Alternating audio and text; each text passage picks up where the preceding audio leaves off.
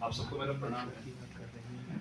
कल हमारे मुख्य अतिथि ने जो बीज वक्तव्य में बीज छोड़े थे, तो मैंने सोचा कि जब बात उरूज पे पहुंची तो उन्होंने कहा कि बीज आगे बढ़ के पेड़ बनता है, पेड़ बन के फिर बीज बन जाता है। तो मैंने बीज बनना स्वीकार कर लिया है कि फिर से इस सत्र में बीज होंगे और थोड़ी थोड़ी चीजें छिड़क देंगे कहीं कहीं, क्योंकि इतना अवकाश नहीं है समय का, न बड़ी भूमिकाओं का।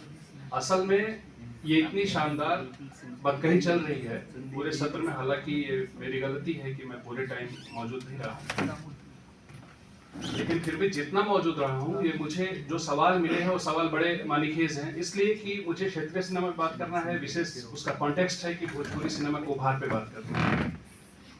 पर मुझे लगता है कि अभी सत्र में दो तीन बड़ी बातें हो गई। एक तो संस्कृति क्या है, उसकी व्याख्या बड़ी अजीब है, क्योंकि संस्कृति एक ऐसा कोई पद ही नहीं, इतिहास और परंपरा की इतनी परतें हैं उस पर, किसी एक पद के भीतर व्याख्यायित करना उसको संभव ही नहीं है। दूसरी बात भारतीयता की बात की, तो व्हाट इज भारतीयता? भारतीयता यानी अब उसमें भाषा, अस्मिता, उसमें दो बड़े अनिवार्य चीजें हैं, उसके बाद जन है, फिर लैंड है, भारत बोध फिर उसका एक अनिवार्य हिस्सा हो जाता है। समवेतित जो समेकित रूप है, उसका समावेशी रूप है, वही भारतीयता है हमारी। और सिनेमा इसमें जो भाई साहब बैठे हुए हैं कि भारतीय सिनेमा का भारतीय तत्व कहाँ है। बार बार हम भूल जाते हैं कि सिनेमा एक बहुत ईमानदार माध्यम नहीं है, बाजार उसका एक अनिवार्य हिस्सा है, पूंजी उसका अनिवार्य हिस्सा है, और उस सत्य से हम परे नहीं जा सकते। तो जब फिल्मों के निर्माण पे बात होती है, हम हमेशा एक कोरी भावुकता का शिकार हो जाते हैं। असल में कहीं कुछ गया नहीं होता है, आया तो पश्चिम से ही था। हरिश्चंद्राची फैक्ट्री हम देखा है हमने, पराग मोकाशे की, परेश मोकाशे की फिल्म, और आप जानते हैं उस संघर्ष को पूरा। फिर राजा रवि वर्मा पे फिल्में आई, एक फिल्म आई, उस फिल्म में दिखाया गया कैसे उनकी मदद होती है और कैसे वो फिल्म पूरा मैकेनिज्म हमारे डेवलप होता है। तो जो उधर से ही आई है, हम उसको नापने क्यों लगते हैं दूसरे पैमाने से? मुझे इस अवधारणा से बड़ी दिक्कत होती है, क्योंकि गांव में एक कहावत है कि वीरों को उंगली नहीं दिखाया जाना चाहिए, मुरझा जाते हैं। हम मुरझाए हुए नहीं है, 100 साल के अब हो गए, मैच्योर हैं, हमें कोई इधर से उधर जाने की जरूरत नहीं है। ऐसे सैकड़ों यूट्यूब पे मौजूद हैं कि इंडियन सिनेमा को उधर कॉपी हो रही है, उधर से इधर की आ रही है। सबसे ताजा उदाहरण तो आप कभी भी ढूंढेंगे तो मिल जाएगा आपको, ऐसी फिल्मों की संगम की कॉपी किसने की हॉलीवुड में, और उधर से भी इधर आती है, तो उस पर नहीं जाना है। लेकिन साहित्य और सिनेमा का थोड़ा सा कॉन्टेक्स्ट लेता हूं मैं। एक तो मुझे ध्यान आ रही थी बार बार की सेंट्रस लिस्ट की, मुझे बार बार ध्यान आती है। फिर एडन ब्रॉडी की फिल्म है वो द पियानिस्ट, उसके उसके कॉन्टेक्स्ट में चीजों को देखता हूँ। लिटरेचर वेस्ट से कैसे हम उसको बड़े हम क्वेश्चन मार्क तरीके से देख रहे थे, लेकिन भूल जाते हैं कि बहुत शानदार रूपांतरण हुए हैं, कुछ कहानियों के, कुछ डायरियों के बड़े शानदार रूपांतरण हुए हैं।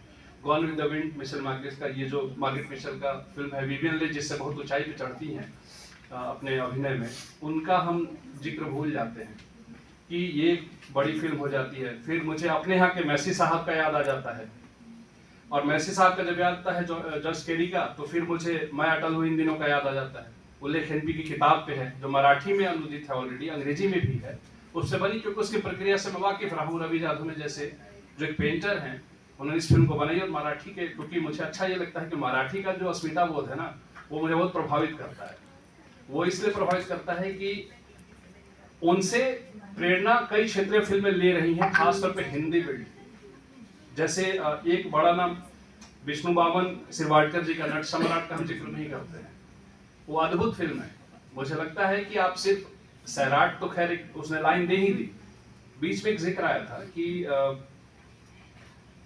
मराठी सिनेमा का, किसी मैम ने, आपने शायद कहा था मराठी सिनेमा और हिंदी की तुलना पे बात हो रही थी। तुलना जैसी कोई चीज ही नहीं है। क्षेत्रीय सिनेमा इतना ताकतवर है इस समय कि वह अब खाद पानी देने लगा है हिंदी सिनेमा पे। आप भूल गए कि एक नायक की मौत हो जाती है संदिग्ध स्थितियों में, और उसके बाद एक तरीके का सोशल मीडिया पे ड्रामा शुरू होता है, और हम डिजिटल स्लेवरी के इतने शिकार हैं कि हम भेड़ चाल का हिस्सा है, आराम से उधर चले जाते हैं। और वो कांड एक हो गया, एक दुखद मौत हो गई, उसके बाद शुरू हुआ कि हिंदी सिनेमा को आप खारिज करो। कल हमारे चीफ गेस्ट बार बार ये कह रहे थे, और हमारे आज माननीय निर्देशक महोदय ने भी बहुत अच्छा इशारा किया कि आपको जानना चाहिए कि दुनिया में हिंदी सिनेमा ने हिंदी को कितना बढ़ाया है। भारतीय संस्कृति को कितना पोषा है, फिर अपने ही घर में अपनी भाषा और अपने सिनेमा को हम क्वेश्चन कैसे कर रहे हैं चीज़ों को। क्योंकि जब हम प्रयोग करते हैं तो प्रयोग में कहीं सफल होते हैं, कहीं फेल होते हैं, ये चीज़ें चलती हैं। एडोप्टेशन की बात हो रही थी कि थिएटर की, जिनकी किताबों को पढ़ के हमने साहित्य और सिनेमा के अंतर संबंधों को जाना। अभी तोंडे सर की किताब मैंने रात को थोड़ी सी पलटी, विपुल सर बैठे हुए हैं, इन लोगों के काम को हमने बहुत नज़दीक से पढ़ा है। तो इसलिए जब मैं देख रहा था, और प्ले की बात आती है जो मेरा एरिया है, क्योंकि फोक थिएटर वाला आदमी हूँ, हमारे सबसे शानदार कुछ काम इन दिनों के 10-1 सालों के वो प्ले पे बेस्ड हैं। विशाल भारद्वाज के सारे सिनेमा को देख लीजिए, 80s के दशक में जब घुसते हैं, मतलब मैकबेथ ले लीजिए, ऑथेलो ले लीजिए, ओंकारा, मकबूल, ये सब जो फिल्में हैं, ये सब जो आई है, 2 ही फिल्मों का सिर्फ जिक्र कर रहा हूँ, बाकी तो ऐसे पूरी लाइन है। अंगूर है, कॉमेडी ऑफ एरर पे जो बनी, और फिर 2 दूनी 4, ये सब फिल्में बनी प्ले पे। उत्सव आप नहीं भूल सकते, मन क्यों बहका रे बहका दे, मिर्च टिकम पे है। आषाढ़ का एक दिन मणि कौल ने बनाई, अनुराधा कपूर ने उसमें काम किया, एनएसडी की डायरेक्टर रही हैं, IFTR की चेयरमैन रही हैं, international federation for future research की।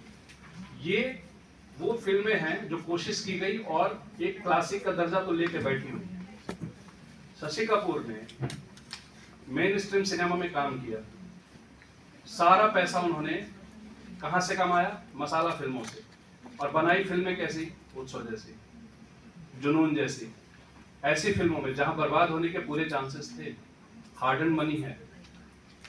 आप उस आदमी को इसलिए भी याद रख सकते हैं क्योंकि मैं थिएटर वाले पोर्शन पे इसलिए जा रहा हूं कि उसको हमें जानना है, सुखांत और दुखांत के कॉन्सेप्ट को भी।